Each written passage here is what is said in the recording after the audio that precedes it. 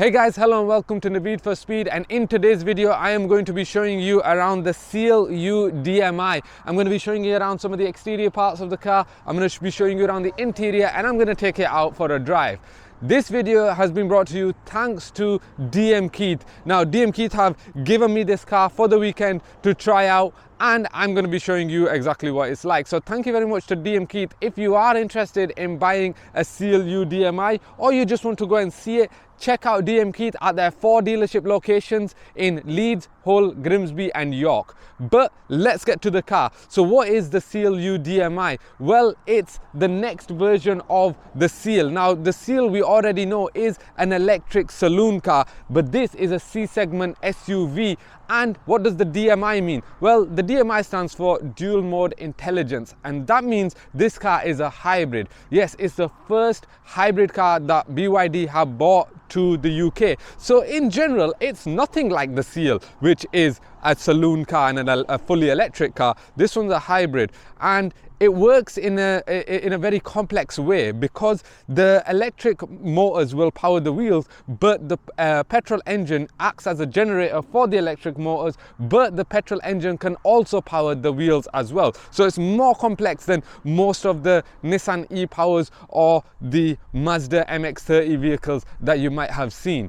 And to make things even more complicated, the Seal U DM-i comes in 3 specs. Now, you get the same standard features throughout all 3 specs. It's just the powertrains that change. And so far, currently, there's only 2 versions of the car here in the UK. There's essentially the entry-level boost version, which comes with a 1.5 litre normally aspirated engine and an electric motor. That car has a Atkinson cycle engine, and then you've got this, the design version. This is the top spec essentially, even though it's just powertrains. This comes with a turbocharged 1.5 litre engine and an electric motor. The batteries are 18.3 kilowatt hour batteries in both versions of the car. Now there will be a sort of middle spec which will have a 1.5 litre engine, but it'll have a bigger battery as well, and that's for a longer range.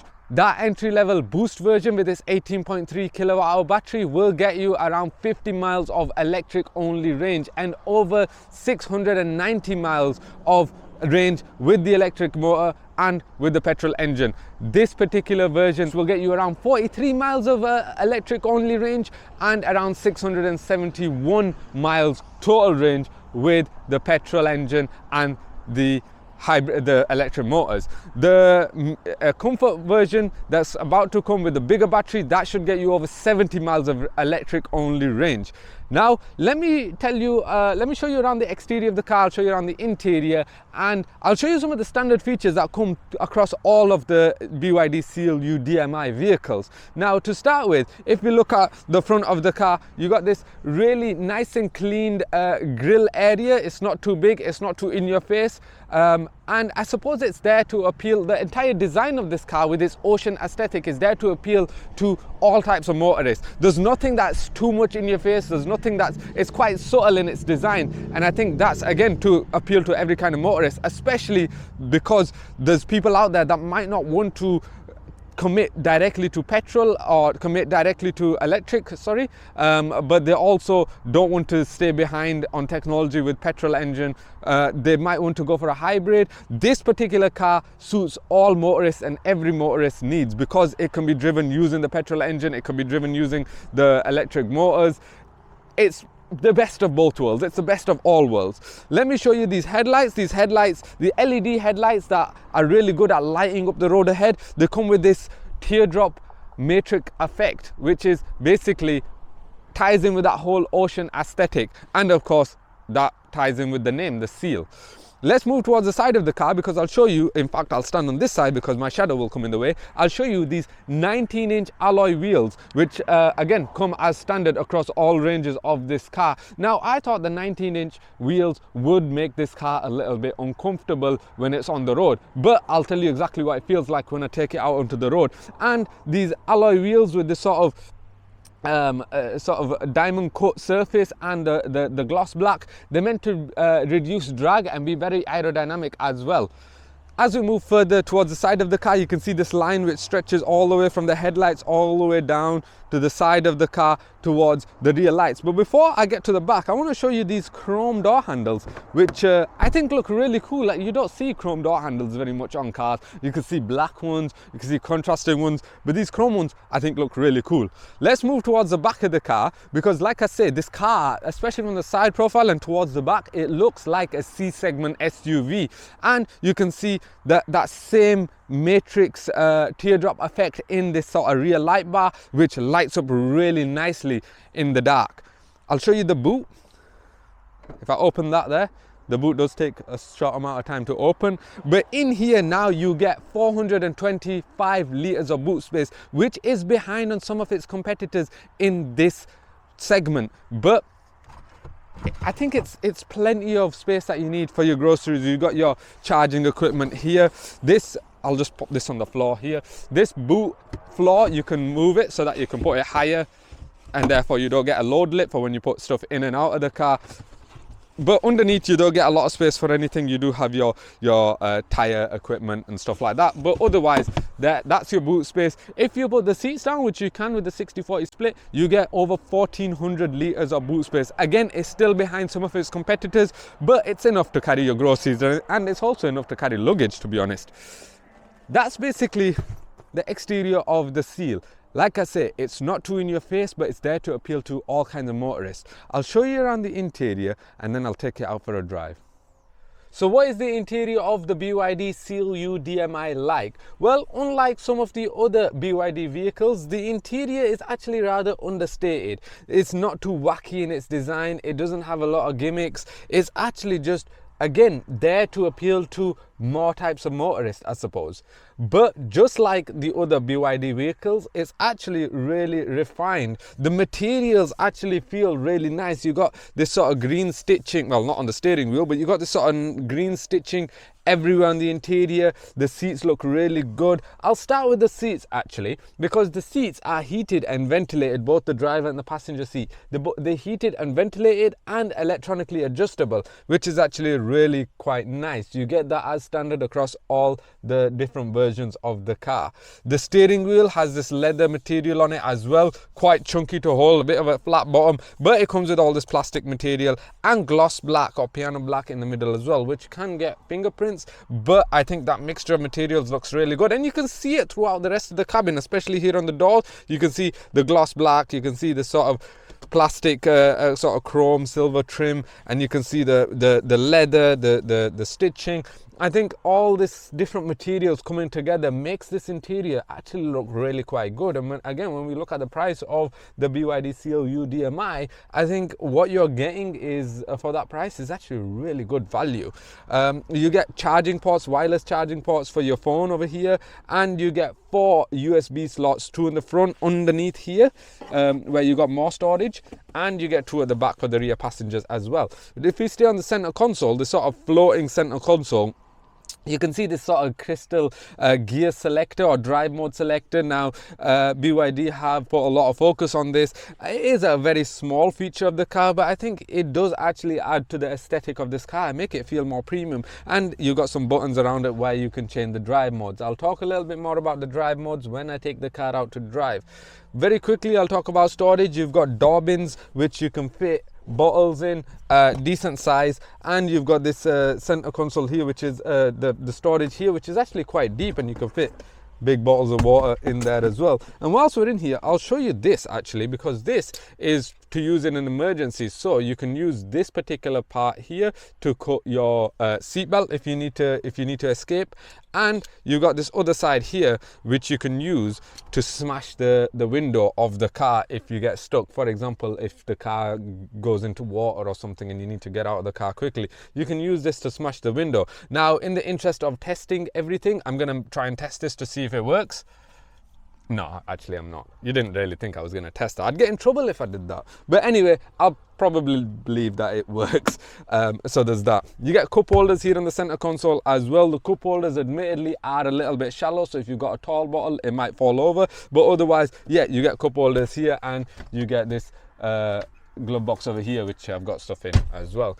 Now I want to talk to you about one of the most interesting features of the car, which is this 15-point 15.6-inch touchscreen here, which, like all BYD vehicles, you can click this button and you can change the orientation, whether you like it vertical or horizontal. I prefer it to be horizontal because when it's vertical, it does restrict a tiny bit of the view on the road. If you want to try and see the front corner of the car as you're maneuvering it, there's that. But this particular part of the car is chock full of so many features. If we have a look at the climate control, I've already got it here on the air purification system, so you can click this button and try and purify the air, which is really cool. You do have to click through some of the buttons to get to your heated seats, heated steering wheel, to get to your climate control, and it's all here on this touchscreen. You've got a bit of shortcut on this bottom ribbon bar, but you have to click through to get to those features, and you can swipe down to get to some of the shortcuts over here. But otherwise, pretty much everything to do with the car's interior cabin is here on this touchscreen. But if you are struggling to use the touchscreen, let's say you're driving, you don't want to take your hands off the steering wheel, the BYD actually has voice recognition. So I'll just ask it to do something now. Hi BYD, open my window. So there you have it. The car has opened my, thank you. So there you have it, the car has opened my window. And you might be wondering, yeah, of course it's going to open your window. But the interesting thing to note here is the car recognized that the driver was asking for the window to be open, and it only opened the driver's window. It can do the same thing with the passenger as well. So if the passenger asks it to open their window, it will specifically open the passenger window. And that's because the car can recognize which direction the voice is coming from, and it will do just that. So I think that's a really handy feature. You can ask it to do all sorts of stuff. Like, for example, I'm going to ask it to, hi BYD, close the shunt. See, I even messed that up and it still got it right. It knew I was talking about the sunshade, and there you have it. It's just closed it, and it takes quite a while to close it because that panoramic sunroof seems to be wrong. You should try again later. Okay, open the sunshade. The blind is open. There you go. So now it's opening that. It does take quite a while to open, but that's because of this massive panoramic sunroof, which stretches all the way back to the rear cabin, lets loads of light in, and makes the interior feel a lot bigger than it actually is. I'll tell you a little bit more about the rear cabin when I show you that. But otherwise, I think the interior cabin of this car is suited to a wider variety of motorists. I think it's not too flamboyant, it's not too in your face, it's quite subtle, but it does everything that you need it to do. And it has a lot of standard features like head-up display. It has all your lane keep assist and your lane departure warnings. It has blind spot monitoring, and it can automatically brake as well if you're pulling out of a parking spot and somebody's coming from either side. It's got a load of safety features, all for that price. In this particular version, because it's the design version, it's the faster powertrain with the four-wheel drive. It's got the 2 electric motors. This one costs just under £40,000 as well. You get all this for £40,000. I will tell you exactly how it feels to drive, but I'll quickly show you the rear cabin. So let me quickly tell you about the rear cabin. First and foremost, sitting here in this seat, you can see I'm actually quite reclined. I'm actually quite lean back, which is really good, because quite often the rear cabin does not have a lot of space for taller passengers and you're quite cramped, but there's loads of space. I feel like I'm practically laying down here. I've never actually sat in the rear cabin of a car that makes you recline this much. So I think that's actually a very good plus point of this car. And legroom is plentiful. There's no transmission tunnel, so you got loads of room to move your feet around. It's actually really quite spacious, especially if you've got tall passengers in the front and tall passengers in the back as well. It's really quite nice. You got rear privacy glass over here, so it lets less light in, but also people from outside can't really see what's going on back here very well. There's loads of light that comes in from the panoramic sunroof as well, which comes all the way to the rear passengers. I think it's actually quite a pleasant place to be. You got the USB charging ports over here at the back, and you got these vents for your climate control for the rear passengers as well. If I pull this down, you've got 2 cup holders here for the rear passengers as well. But otherwise, I'm actually really quite impressed. This car, it does have some really cool features, and it sounds like it's been well thought out. I mean, the car has vehicle to load capabilities, so you can actually use this car to plug in your phone to charge, obviously, but you can use it to plug other stuff, and you can power all sorts of stuff like barbecues and stuff. This is a a vehicle for a family with an active lifestyle. You can take it out, and if you need to power something whilst you're out there, you can plug it into the car and you can enjoy your day, especially if it's a beautiful day like it is today. And you can use this in a variety of situations to suit your lifestyle. I think so far I'm thoroughly impressed with this car. I'll take you out for a drive now and I'll tell you exactly what it feels like to drive. At this point, you might be wondering, what is the BYD Seal U DM-i like to drive? Well, I've got the design version, which has the turbocharged 1.5 litre engine, and this one has a range of around 671 miles, but it has 319 horsepower, which means 0 to 62 miles per hour comes in just 5.9 seconds. If you get the boost version, the entry-level version, that has 690 plus miles of range and can do 0 to 62 miles per hour in around 8.9 seconds. So it's still not slow, and because it has this electric powertrain as well, it feels quite smooth and it feels quite quick off the line. Accelerating between, you know, the slower speeds, anywhere between 10 miles an hour and all the way up to even 70 miles an hour on the motorway. If you're accelerating, this car has no problem. You get the torque that you need. When it comes to comfort, now that's where we need to focus on this car, because the comfort level of this car is actually really quite smooth when you're driving at faster speeds.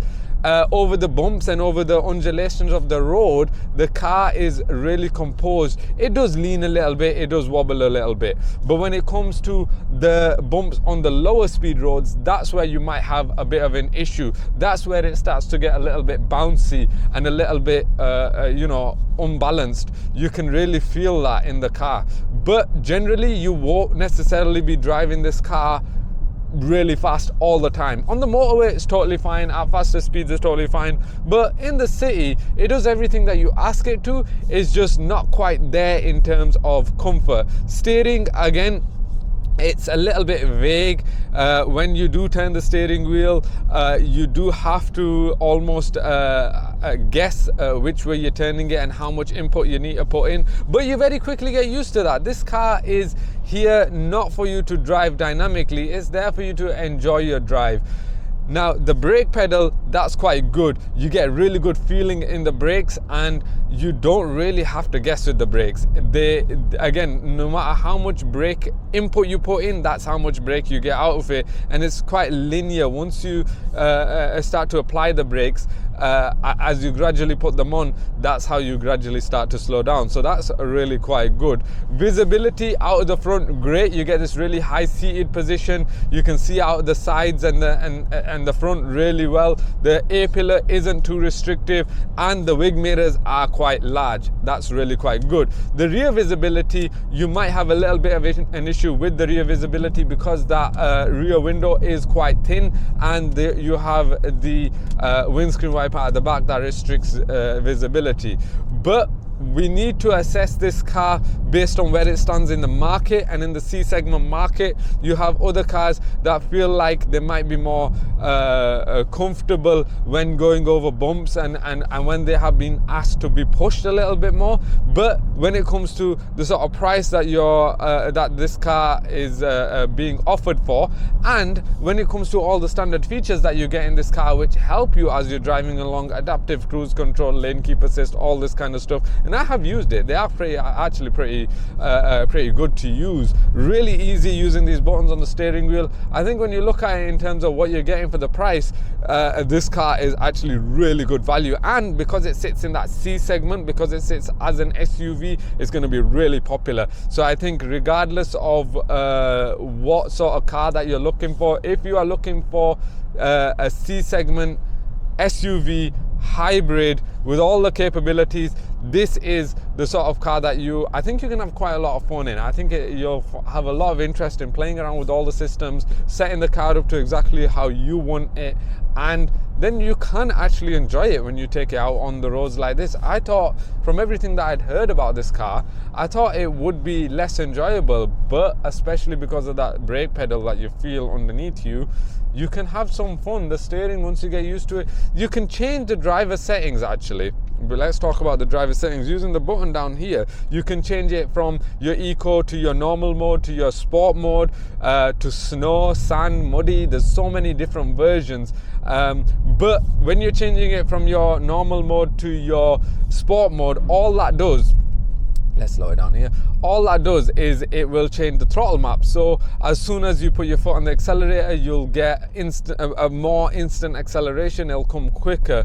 That's all that really happens. In terms of the comfort level, in terms of the handling, in terms of the balance, the lean of the car, it's all still the same.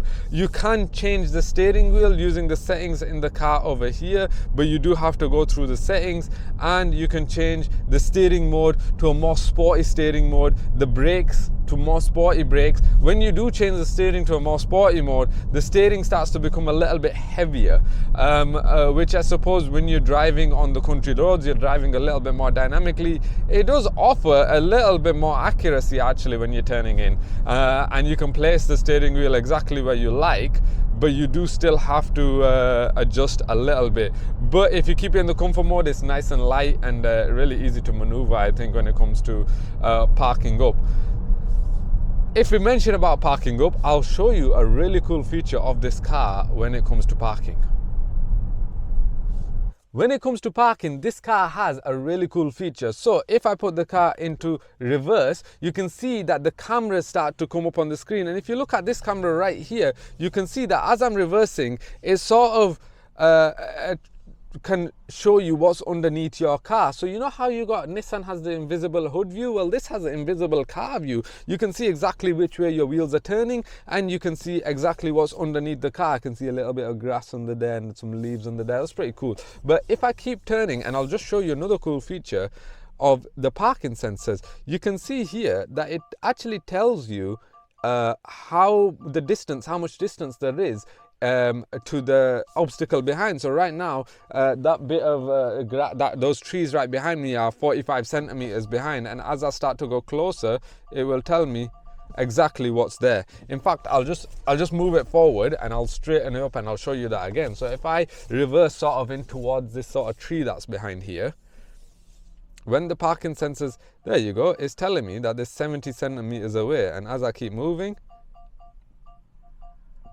and then it tells you exactly where to stop. I think that's a really cool feature, and I'm actually surprised more manufacturers haven't done that so far. It seems like a no-brainer. Just put on there how, you know, what's the sort of distance. I suppose if the manufacturer were to get it wrong and you were to hit whatever was behind you, it would probably be their fault. So I'm not sure about I can't give legal advice, so I'm not saying anything to do with that, but I think that seemed quite accurate, and so far what I've experienced with this car is actually really quite accurate. When I stop the car and I get out and I look behind, I do feel like I am as close as the car says I am. So overall, this car can offer you so many cool features to make your daily lives easier. It can and it comes at a really good price as well. So I think if you're considering a C-segment SUV, if you're not quite committed to buying electric, if you're not quite convinced, but you want the cost benefits of having a hybrid car, it's a plug-in hybrid, so you can plug it in your at home, and you can drive it on electric power all the time, especially if you've got the 50 miles of range, electric only range in the boost version, and in this design version 43 miles of range is plenty to get you to work and back. And if you do need to go further, you can then go using the petrol engine. So I think if you are interested in a plug-in hybrid, make sure you check this one out because of the cost benefits that you get with this car. It's cheap to run and it's cheap to buy. So thank you very much for watching. If you are interested in buying this car, make sure you check out DM Keith in BYD Hull, Leeds, Grimsby or York, and I hope that you enjoy your test drive in a BYD Seal U DM-i if you do go ahead with it, and let me know in the comments what you think of it. Let me know in the comments if you're interested in this car. But thank you very much for watching, and I hope to see you in the next video. Take care.